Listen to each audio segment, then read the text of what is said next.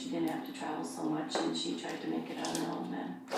One Sunday afternoon, she went out with a snow leopard on a leash, and it was a nice afternoon, but it was icy, and she slipped, and the snow leopard grabbed her in the neck and tore her neck.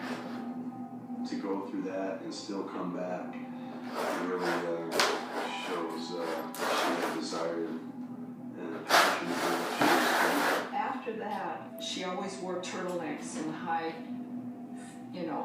collars, so you wouldn't see that scar on her neck. But, once in a while you'd see it, how he grabbed her in the neck and tore her in the neck. But she was very lucky, She kind of admitted that, I said, to be careful, these animals are, dangerous. She said, well, they'll get me sooner or later. She kind of, Made a joke she of was it. just talking smart. That was just kind of The way the she way was. of being brave, I guess. And now Cindy had even more to worry about. The financial burden of her failing business was placing a massive strain on her resources. She could no longer afford to feed her tigers. Despite her increasingly desperate situation, Cindy's overriding concern was to retain her license to keep big cats. She didn't want to give up the permit because she knew how things were getting. It was hard to get a permit again. So she was in her blood. She didn't want to her lifestyle anymore. She was just getting poor and poor, and we couldn't help her anymore.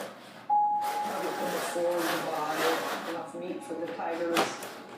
Cindy was forced to scavenge for roadkill to feed her animals. She was feeding freedom, but this was the most dangerous one, and it was 100 pounds underweight. Their food is bad when they're hungry.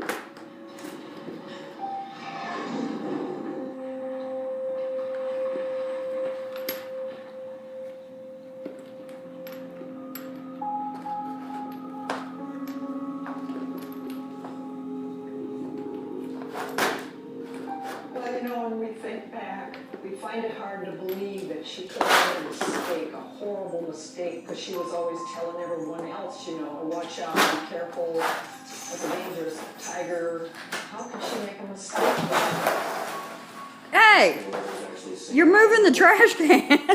She let her guard down for a moment. It's believed